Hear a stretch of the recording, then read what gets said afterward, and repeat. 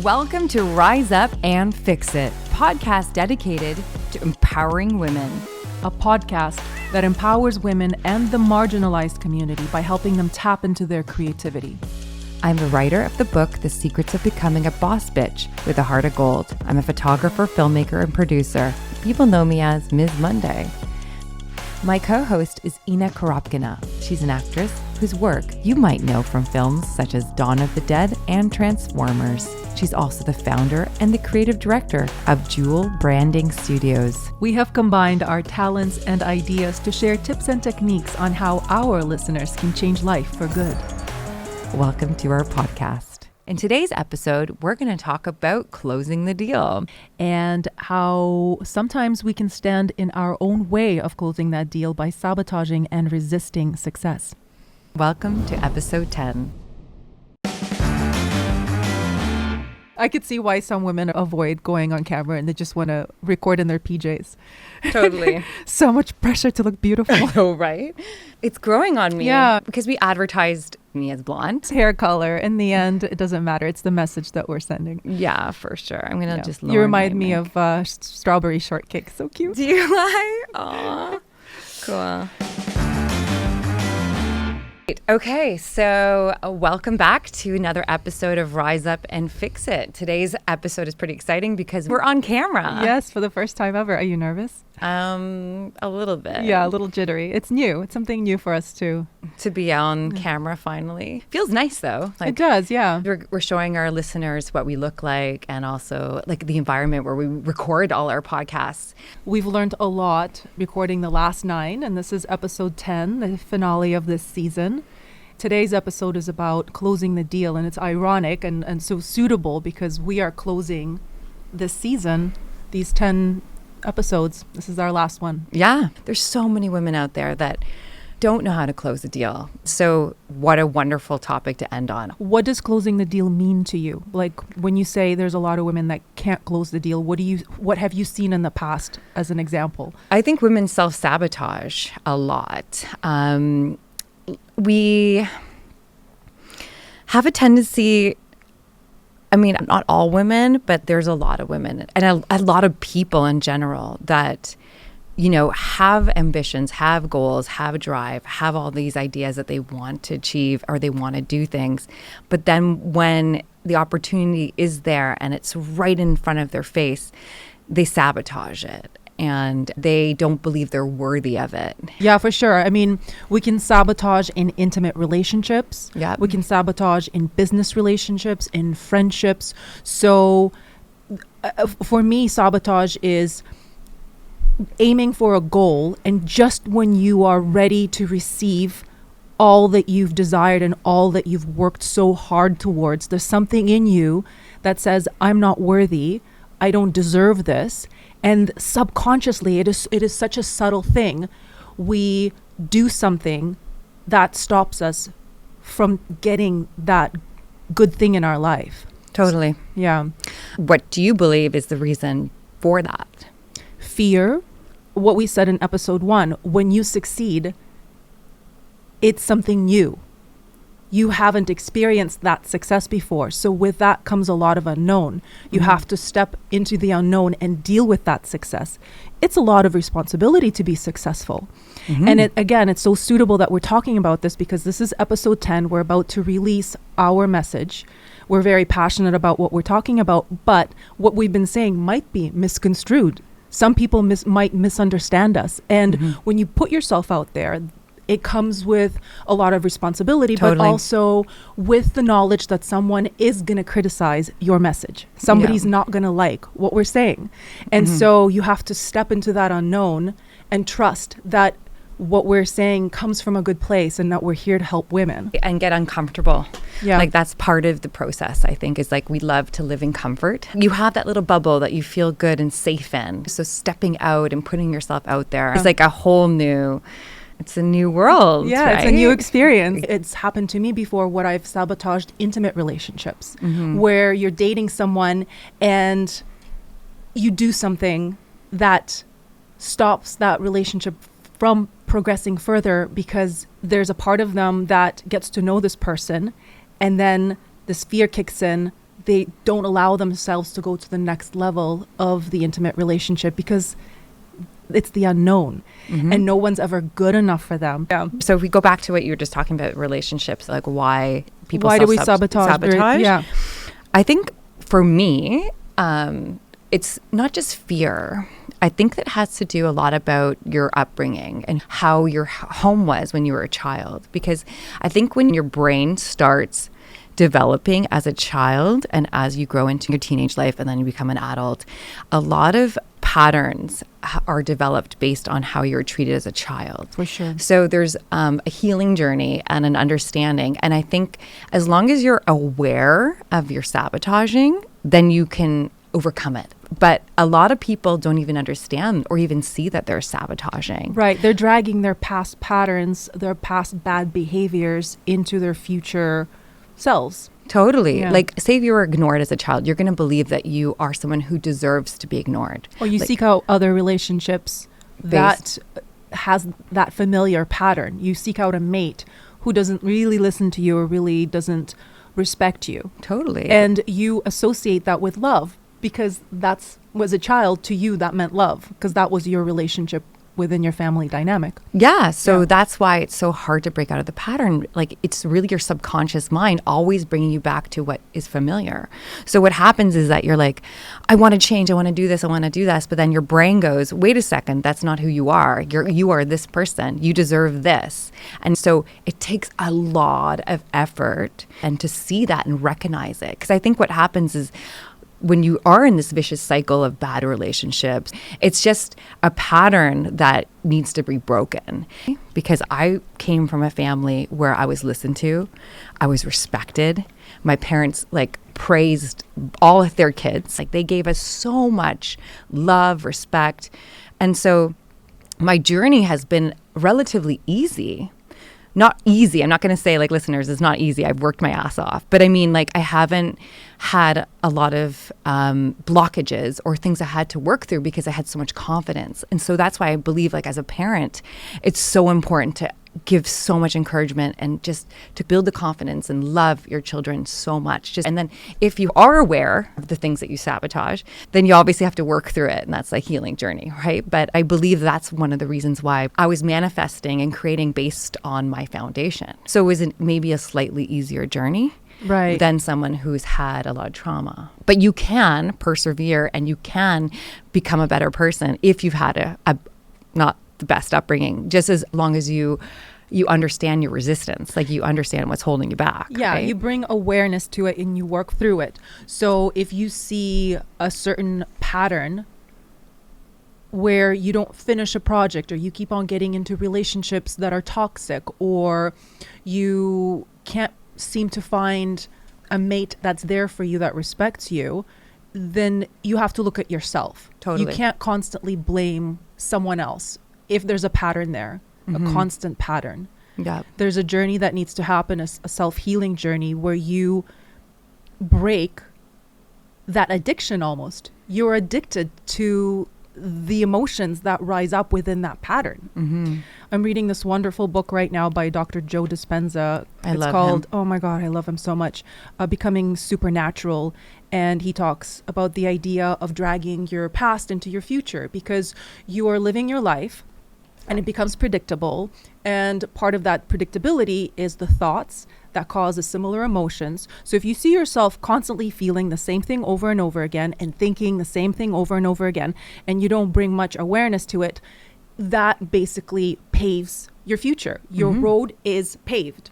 But as soon as you get into a place where you are no one, nowhere, in no time, you're just this being full of potential, you have the opportunity to create a new future that doesn't come with the baggage of the past. And so it's such an empowering book, such an inspiring book. I highly recommend it.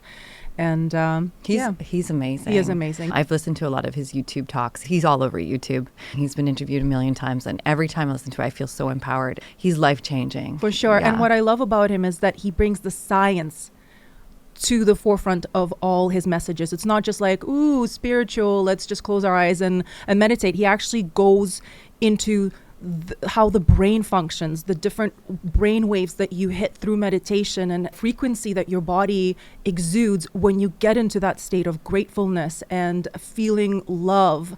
And then you are creating a future from that frequency. You're not creating it from those base emotions of fear and hatred. Yeah. So yeah, I get it. Actually, that's funny that you bring that up. I had a project that I was working on with a girlfriend. I'm not going to name her, but it fell through and we worked a lot on it. But she kept harping and focusing on this idea of sabotage, which is funny because we're talking about it. Yeah. And her whole life had been in a situation where she'd been in situations where things didn't work out with girls. She always had these issues with girls and she always like didn't trust girls. And I came into the picture and we worked on a project and I literally was like, no, don't worry. I'm a go-getter. I'm going to make stuff happen. She ended up sabotaging the whole project. Like she ended up like, I'm not going to get into detail, but it was like she was so focused on the sabotage and then she created it. right. It was almost like she was setting herself up for failure because she was so focused on the failure. So obviously it's good that we're talking about this. It's good to be aware of the sabotage or being aware how to open and close a deal, right? Yeah. If you're able to understand that you are the co-creator of your life and you are becoming what belief you have of yourself, then that is a good thing, right? But if you're going to believe that everyone's sabotaging you or everyone's hurting you or everyone's like going to break your heart or everyone... They're going to prove you right. If that's what you Yeah. believe, they're going to prove you right. That's the world. Like for me, I have a history of sabotaging myself by not finishing. I've got this finishing projects. I've got the shiny object syndrome, and you've called me on it. You got upset with me on it. And what I love about our relationship and working with you is that you are my co-creator, but you also are my accountability partner. So Love it. it's getting into a relationship, a business relationship, creative relationship with someone who sees your blocks, calls you on them, but in a loving way. And then I have to come into the picture and observe the blocks and go, yes, she's right. I got to step up. And so there's an awareness that has to come on both ends. Yeah. And you've called me too. I've called you on stuff too. Yeah. That's a loving relationship. And it's the honesty and the respect. That is something that a lot of people lack. They're quiet. They don't speak up. Hold a grudge and then Yeah. that it explodes. Yeah. Do you feel like you've had relationships with other co-creators, other women you've curated with, where that exploded for you? Yep. It's a female thing. A lot of women have a tendency to hold things in. It's happened to me in the past where I was in a relationship or working with someone and they weren't being honest with me. We were working together on a project, but they had a different intention. And I thought we were building something. You know, I had a specific idea in mind where we're going and it veered direction because they had a different project that they were working on, right? And that's fine. It was kind of annoying to me because at the end I was like, I wish you had been honest with me right up from the get-go because I would have been prepared for what happened, right? So I feel like women, if we are able to be honest and respect each other, the world would be a better place if we were all able to speak up. Yeah. You know, my book, the Boss Bitch book, is all about being bitchy. It's about speaking your mind, being honest, standing up, being confident. And you do that. And I love it. I've learned from you. Like, I see you. You're like, you're so sweet. You're like, I'm like, wow, that I love your energy when it comes out and you're like, I'm not going to put up with that. You know, and I love that, Inna, about you, you know? Thank you. Well, Yeah. not all women appreciate that. I've had work situations and work environments that I have stepped into, Yeah. and I'm a very passionate person. I do everything 100%. Like, I don't hold back. If I want to do my job right, I want to do it correctly. And I've been in work environments where other women don't respect that, don't appreciate that, and they're threatened by that. Threatened, for and sure. so they sabotage me. Yeah. Which is, it's heartbreaking because I'm not doing it for myself. I was in a situation where I was doing my absolute best for the organization. And It hurts. It hurts. It Yeah. really hurts. And so we're not going to make too much progress as a species if we women don't team up together and really fix things. Because if we're going to be constantly catty towards each other and Yeah. not support one another, we can't make progress in this world. Like, we got to unite. So So on that topic, Yeah. I'm sorry to cut you off. That's okay. But like women are now in the workforce. Women are now working. We're taking on a lot more responsibility. In the past, we were mostly the caregivers at home. And men have learned to work together, right? So I mean, men have been the breadwinners. They've Yeah. always been the ones that go out to fight for the family. They come together, they support each other. And it's like we talked about it in another episode as well, like the bro code, right? Yeah. There isn't such thing for women. We're catty, we hurt each other, we sabotage one another. We get We're jealous. Oh my God. Yeah. girl, why? Because like, why? Yeah. Like we need to help each other. That's what I love about, you know, being on this podcast with you and just spreading this message of love and creation and positivity. It's all about women's empowerment. Let's come together. If we can support each other and understand that there's enough for everyone. Yeah. Like the fact that you were, bringing so much to this organization. I know we don't have to name the company that you're Yeah. working for. And then the women that sabotage behind your back and hurt you. Yeah, we could have worked together and made beautiful things. Like if we actually teamed up, we could have created so much better product, better Yeah. things. Yeah, I feel like that too with like even my other projects, like the girls that I had fallout with was mostly because they weren't honest. They were maybe jealous or their insecurity. There was something there that was blocking them or self-interest. Yeah, self-interest and not wanting to see another person succeed. But the thing is I'm looking for us all to rise together. It's not that I need to be, in the limelight. It's like, let's all go. Like, girlfriend, I'm going to help you. You help me. I scratch your back. Like, we're going to come together. Guys, they'll hash it out. They'll help each other. If they have an issue, they'll bring it up. They'll go have beers. They'll talk it out. They'll figure out a solution, right? They're very logical. Right? Yeah, we're very emotional. We're emotional Yeah. and we get insecure and we get catty and it's like, but no, honey. It's not about that. It's about like, let's see if we were to change the narrative, if we were able to support one another.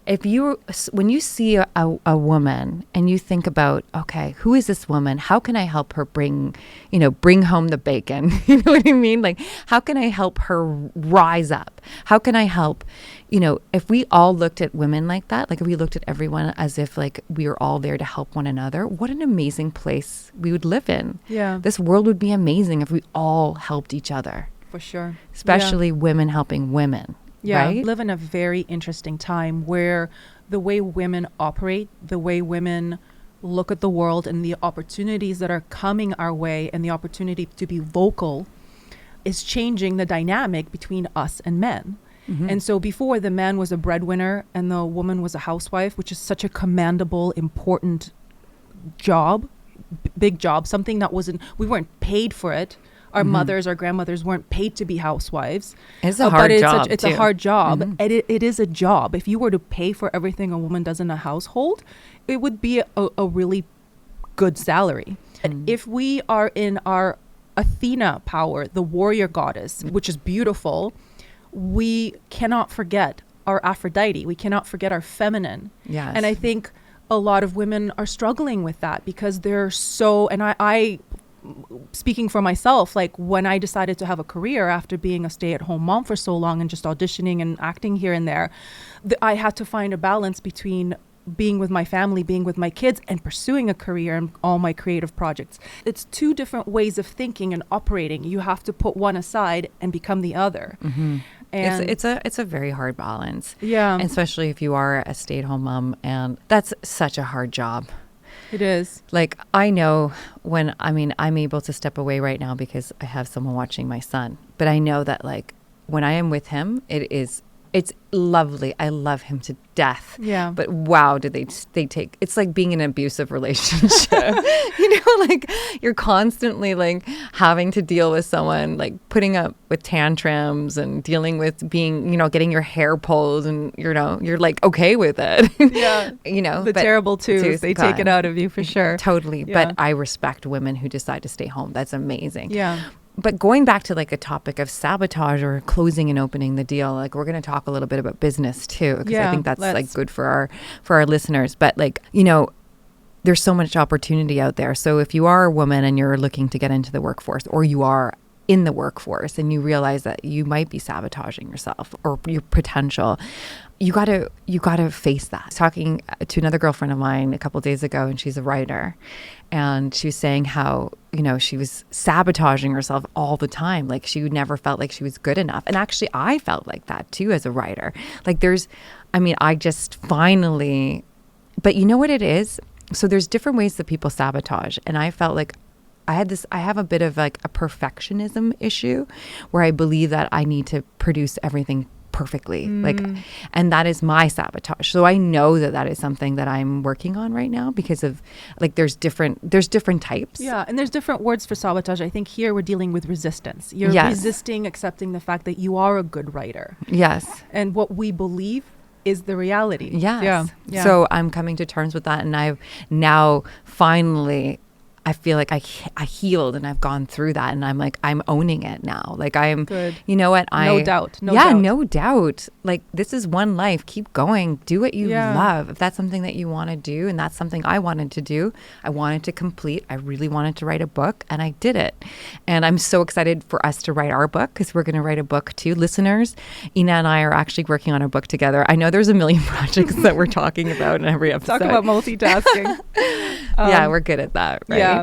But I would love to give some value to our listeners. Like, how do we fix resistance? How do we stop resisting? How do we stop from sabotaging ourselves?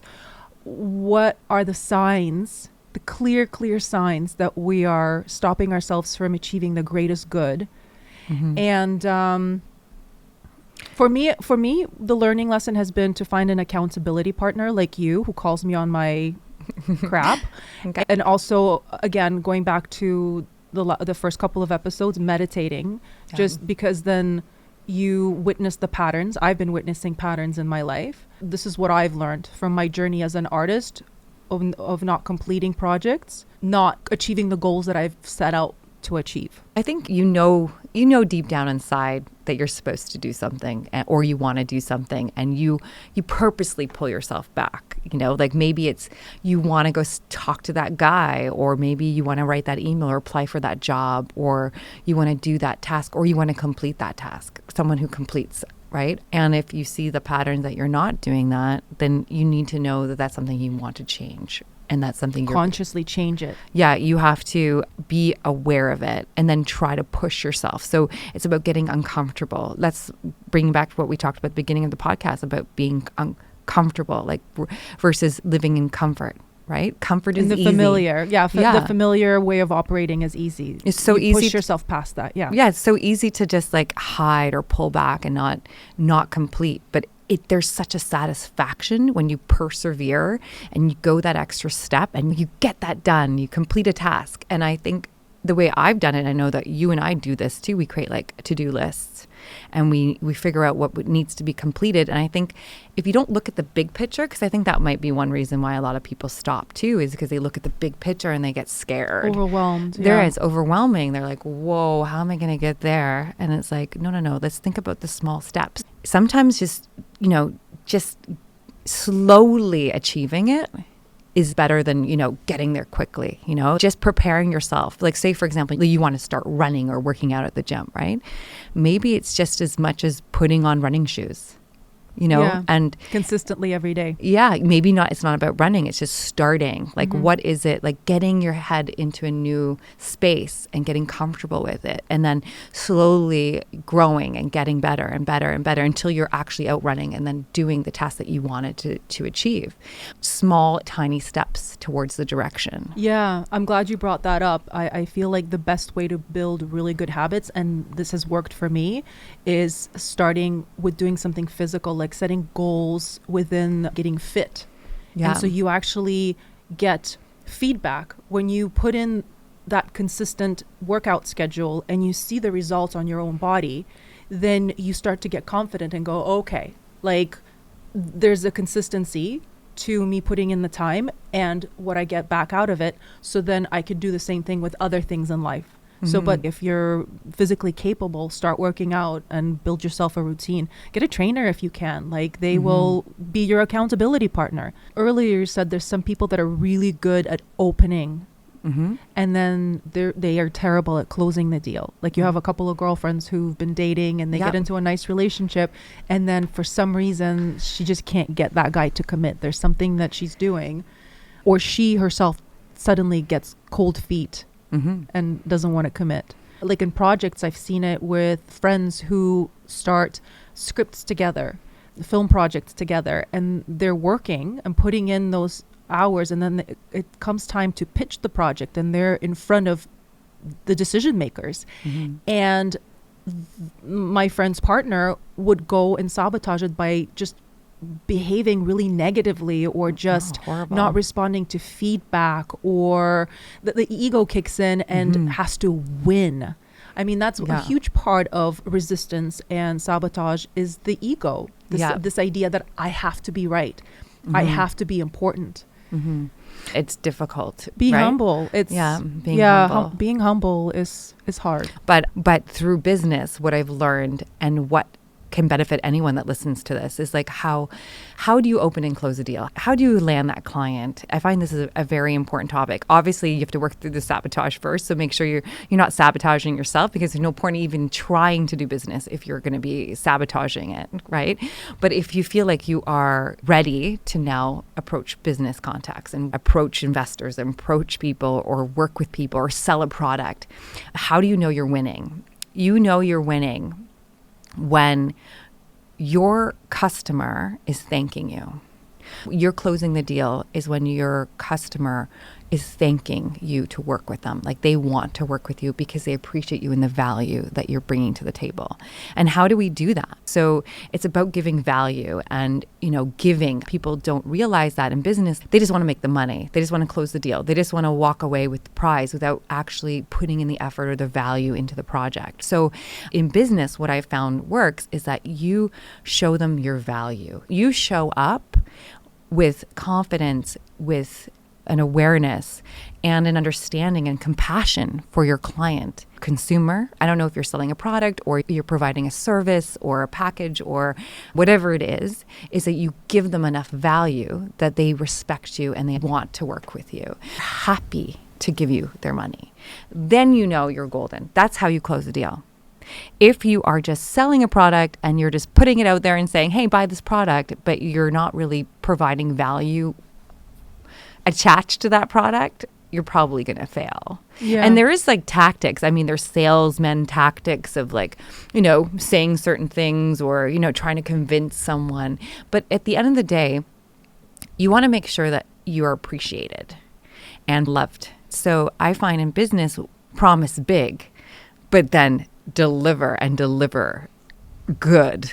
I can't emphasize enough how annoying it is if you're trying to do business with someone, they're promising all these things, and then, they come back and say, hey, well, actually, this isn't, like, oh, we changed the policy now. You're not going to be getting this, you're getting that instead. It's like, no, that's going to like ruin your relationship. But then what makes you stand out is the value that you bring. If you can provide a client, give them a little taste for free, but also be very open about what you're charging and provide enough. That's kind of the hook. That's going to sell. If someone's really serious and they want to invest in you, once they feel that value, they will be excited about it. Like, we just talked to someone that potentially we're going to work with, maybe with the podcast, and we're still not sure if we're going to go that route. But they gave us a lot of value. And that is what sold me on it, right? But at the end of the day, it comes down to the price, right? So the value is what's going to sell you. So if it doesn't work out, it's just because usually there's a reason. Yeah, what's meant to be is meant to be, for sure. But that is how you obtain more clients, is providing a lot of insight right off the bat. Because then they look at you and they respect you and they're like, wow, if this person's giving me this much right now for free, what are they going to do when I pay them? Or, wow, I have this much respect for them because they've done this and this and this. Like when I do films or video or photo shoots. I present usually a storyboard, a mood board, and I put a lot of effort into that. That's like hours. For free. Yeah. And I pitch that to a client and I'll show them, listen, this is our vision. This is what will come together. This is the package. This is who I'm working with. This is who we're going to be on set. This is why it costs this much money. And so we bring that value. And then they see that, like, focused, keeping your eye on the prize. Like, if you want a client, you got to focus on, I want that client. I want that business. How am I going to keep them from going to the next guy? You really stay focused on following up. It's like keeping the attention of the client. I think that's a lesson for our listeners. We've hit a lot of points on closing the deal. Is there anything that you think we're missing? Closing the deal versus sabotage and resistance. There's all these different ways. So say, for example, like we go back to the beginning where we talked about, like, if you were not listened to as a child and then now all of a sudden you're trying to do a presentation and pitch a product in front of a large audience. And then all of a sudden you're like, I'm not worthy of being listened to. You feel like a phony. Listen, listeners, no one's a phony out there. You can do and be and morph into whoever you want to be. If you want to be amazing at something, if you want to be the best at something, you can do it. Don't feel like you're a phony. I guess a constructive way to say it is do little things that add up that make you feel like a confident authority, which is the opposite of phony. Yeah. And then the phony is going to be it's going to disintegrate. It's an illusion in your mind. Yeah. You are already an authority. You just have to believe it. Yeah. But to believe it, you have to do the actions step by step that allow you to feel that way. There's that term, fake it till you make it. Yeah, exactly. Yeah, the faking it is just doing the actions, going through the motion. So like for us, when we started the podcast, it was such a rough go. Like the first episode didn't work out. We had to record it. And then there's a learning curve. Every time we sit down, there's just more and more that we learn. And so now I can confidently say we're podcasters. When we first started, we're like, are we a podcasters? Never done this before. But the more we show up and the more we record and edit and create imagery and create the message and share it, we become it. Mm-hmm. So what do you want to become, listeners? Who do you want to be in life? Do the little steps, do the little actions to become that. When I started my business, or when I started, when I decided to become a photographer, I was, financially in debt. I was working my ass off. I was building my brand. And I think anyone that gets into business goes into debt for the first little bit, right? And you have to hustle and persevere and go through that. And then before you know it, you are that. You become what your dream is. And then all of a sudden, everything falls into place, pushing past the resistance. Like, understanding that it's there to pull you back to the comfort zone, but going that extra step, put trust that it will all come together. Yeah, you got to put in the time. You got to put in the work. Yeah. And that's what makes you the authority. You can't sit back and wish, oh, I'm going to be successful. Like, you actually have to put in the work. Yeah. And that's what makes you confident. Totally. This season was all about getting to know us and our process and our journey. We hope you relate in some way and found some value. Next season, we're going to be bringing guests that, in a way, reiterate in their own words, in their own way, the message that we've been sharing. And they will share their journey, and hopefully their journey inspires you to pursue your next creative endeavor. Yes, we have some amazing guests lined up, and it's all going to be on video. So this is exciting. So our pretty faces. Yeah. It's exciting to be like finally out there and letting you guys see us and, getting more intimate with us, like learning more about us and stuff like that. And we hope to grow our brand, and we hope you guys resonate. Also, we're pretty pumped because we're working on our website. Yes. It might be live by the time you guys hear this podcast. We have some merch up there. So if you guys are interested in like supporting us, obviously right now we're doing this from the heart. But if you guys want to buy a hat, a hoodie, there's lots of cool stuff on there. Yeah. For sure. Support the women's empower movement. Yes, definitely. Support the women's empowerment movement. Let's all rise up together, ladies. And fix it. Yeah, rise up and fix it. Women's empowerment. We're doing it. Let's do it together. Let's do it. stay tuned and we'll let you know when our next season's out. And then sign up for our mailing list. We'll keep you updated with what's happening in our lives, who our next guests are, when the next podcast is coming out, and you'll get our newsletter. It's going to be really cool. We're all about building a community of women that are all ready to rise together. Love it. Love it. All right, stay tuned and peace out. Later. Bye. This episode was brought to you by Life. It's an adventure, girls, so grab it by the balls and let's go. Yeehaw! Everything we say on the show are our personal opinions and ideas. We are experts in our own experiences, yes. If we say something that sparks questions here, or if you want us to expand on anything we discuss here, feel free to reach out or comment in the section below, or direct message us depending on what platform you are on, and we will try to answer when we can. Welcome to Rise Up and Fix It, a podcast dedicated to empowering women. A podcast that empowers women and the marginalized community by helping them tap into their creativity.